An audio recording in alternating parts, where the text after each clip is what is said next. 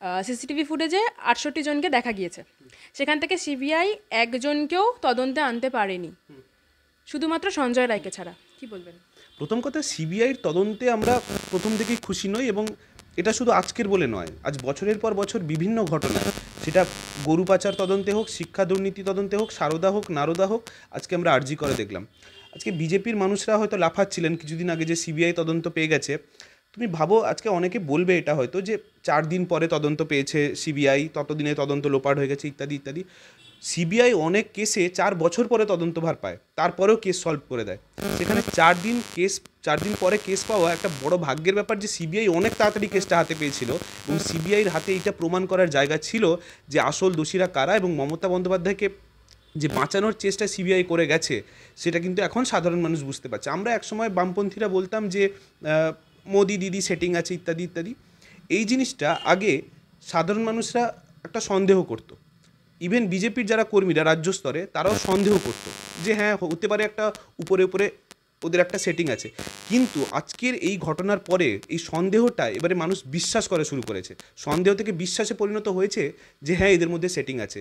Setting না থাকলে তুমি ভাবো তো, অমিত শাহ পশ্চিমবঙ্গে এলেন, উনি 5টা মিনিট সময় বের করে অভয়ার পরিবারের জন্য দিতে পারলেন না? ওনার মা, ওনার বাবা, ওনার পরিবার যে তার মেয়েকে হারিয়ে ফেলেছে, তার সর্বস্ব হারিয়ে ফেলেছে, উনি অমিত শাহর কাছ থেকে শুধু 5টা মিনিট লিখিতভাবে চেয়েছিলেন যে একটু সময় দিন আমাকে, আমি শুধু এইটা জানতে চাই যে সিবিআই ঠিকভাবে তদন্ত করছে না, আমরা অসহায় লাগছে, আমাদের কি করা উচিত, আমাদেরকে পথ দেখান।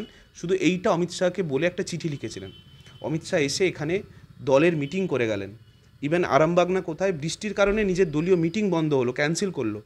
সেই সময়টুকু যদি অভয়ার পরিবারকে দিয়ে ওদেরকে সান্ত্বনা দিতেন, আজকে অভয়ার পরিবার অন্তত একটু সান্ত্বনা পেত যে দেশের স্বরাষ্ট্রমন্ত্রী আমাদের পাশে আছেন। দেশের, তুমি ভাবো, যখন দেশ থেকে বিদেশ থেকে গোটা বাংলা প্রত্যেকে আওয়াজ তুলছে এই ঘটনা নিয়ে, দেশের প্রধানমন্ত্রী, যিনি ডোনাল্ড ট্রাম্প জিতে গেলে উইশ করেন, উনি ক্রিকেটাররা জিতে গেলেন ওদের সাথে দেখা করেন, গোটা দেশ যখন উত্তাল, গোটা পৃথিবী যখন উত্তাল, তখন এই প্রধানমন্ত্রী একটা টুইট অবধি করেননি আমাদের অভয়াকে নিয়ে।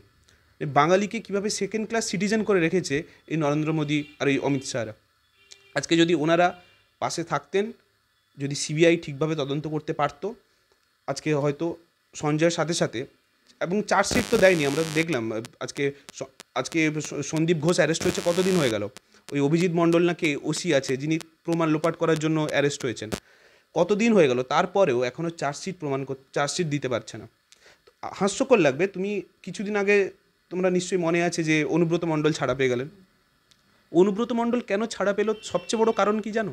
সুপ্রিম কোর্টের সিবিআই বলেছে যে অনুব্রত মণ্ডলের যে বয়ান, বাংলায় বয়ান, সেটাকে ইংলিশে সিবিআই ট্রান্সলেট করতে পারেনি, কারণ ট্রান্সলেট করলে নাকি মিনিং চেঞ্জ হয়ে যেত, তাই বয়ানটা জমাই দেয়নি। তাই জন্য আজকে অনুব্রত মণ্ডল ছাড়া পাচ্ছে। এটা কোনো যুক্তি হয়? দেশের সর্ববৃহত্তম একটা সংস্থার থেকে এই যুক্তি আমরা শুনবো? আজকে বিজেপির আজকে যারা চামচারা আছেন তারা বলবেন যে প্রমাণ লোপাট হয়ে গেছে, তাই সিবিআই কিছু করতে পারছে না। আচ্ছা, এই কারণে নয় প্রমাণ লোপাট হয়েছে, আমি তোমার কথা তর্কের খাতিরে মেনে নিলাম। সারদার প্রমাণ তো লোপাট হয়নি, আমরা ভিডিওতে দেখেছিলাম শুভেন্দু অধিকারীকে প্যাকেট মুড়ে টাকা নিতে, কত বড় বড় নেতাকে দেখেছিলাম, সৌগত রায়কে দেখেছিলাম, মদন মিত্রকে দেখেছিলাম, তাদের আজকে কী অবস্থা? তারা কেন আজকে বাইরে ঘুরছে? সিবিআইয়ের কাজ নিয়ে আমরা সংশয় প্রকাশ করি, এবং সত্যি কথা বলতে আমরা রাস্তায় নেমে মমতা বন্দ্যোপাধ্যায় আর তার পুলিশকে যাচ্ছেতাভাবে আমরা সমালোচনা করেছিলাম যে পুলিশ ঠিকঠাক কাজ করেনি, করেনি, ইত্যাদি সব রকম বলেছিলাম। কিন্তু এটা তো সত্যি, মমতা বন্দ্যোপাধ্যায়ের হাত থেকে 4 দিন পরে কেসটা চলে গেছে। এখন তো আর মমতা বন্দ্যোপাধ্যায়ের দায়ও নেই। আমি মমতা বন্দ্যোপাধ্যায়ের চরম বিরোধী হয়েও বলছি, আজকে মমতা বন্দ্যোপাধ্যায়ের হাতে কোনো দায় নেই, আজকে সব দায়টাই কিন্তু সিবিআইয়ের হাতে। সেই সিবিআই যদি আজকে প্রমাণ করতে না পারে, সেখানে আমাদের সমাজের আমরা হেরে যাচ্ছি, সাধারণ মানুষ হিসেবে আমরা হার মানছি। আপনি যে বললেন এখন মমতা বন্দ্যোপাধ্যায়ের কোনো দায় নেই, সিবিআই কোনো এভিডেন্স জোগাড় করে দিতে পারেনি, অন্য কোনো যারা রয়েছেন অভিযুক্ত তাদেরকেও জোগাড় করে দিতে পারেনি। রাজ্যের ঘটনা এটা আমাদের, সিবিআই সেন্ট্রালের।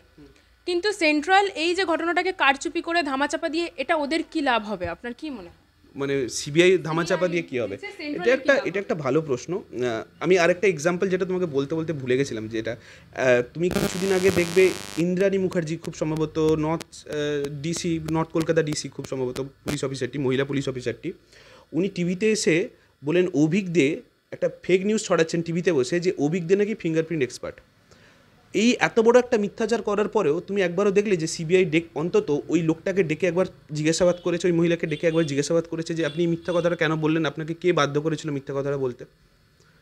এই জিনিসগুলো সিবিআইয়ের কোথাও না কোথাও তো মানুষ দেখছে। আজকে সঞ্জয় রায় যখন বলছে যে ওকে পুলিশ কমিশনার না কে তাকে চুপ করে থাকতে বলেছে, তাকে ফাঁসানো হচ্ছে, সেই পুলিশ কমিশনারকে অ্যারেস্ট না করুক, অন্তত গিয়ে একবার জিজ্ঞেস করবে না যে আপনি সত্যি করে এটা করেছিলেন কিনা, সত্যি করে সঞ্জয়কে এরকম চাপ দিয়েছিলেন কিনা, কী কারণে চাপ দিয়েছিলেন, যদি দিয়ে থাকেন। একবার সিবিআই কাজটা করলো না। এবার যে প্রশ্নটা তুমি করলে যে সিবিআই কাজটা কেন করছে, তার মানে ইনডাইরেক্টলি তুমি এই প্রশ্নটা করলে সেটিং হয়ে মোদি মমতা সেটিং হয়ে কী লাভ? ব্যাপারটা হচ্ছে আজকে মোদি সরকারে আছে প্রায় 240টা মতো সিট আছে, আর ওখানে নীতিশ কুমার আর চন্দ্রবাবু নাইডু ওনারা মিলে প্রায় এখন ম্যাজিক ফিগারে এসছেন। নীতিশ কুমার এবং চন্দ্রবাবু নাইডুর দুজনের মিলে যদি 30টা সিট আমি ধরি, যে 30টা সিট দিয়ে মোদিকে চেয়ারে এখনও বসিয়ে রেখেছে ওই দুটো দল, এবং ওই দুটো দলের কোনো ভরসা নেই তারা কখন ওই মমতা বন্দ্যোপাধ্যায়ের ভাষায় এপাং ওপাং ঝপাং হয়ে যাবে, ওইটা নরেন্দ্র মোদী ভালো করে জানে।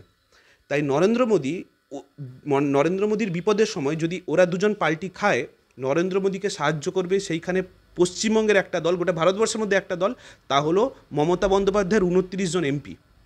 সেই মমতা বন্দ্যোপাধ্যায়ের 29 জন এমপি সাহায্য নিয়ে নরেন্দ্র মোদী তখনও চেয়ারে বসতে পারে যদি এরা দুজন পাল্টি খায়।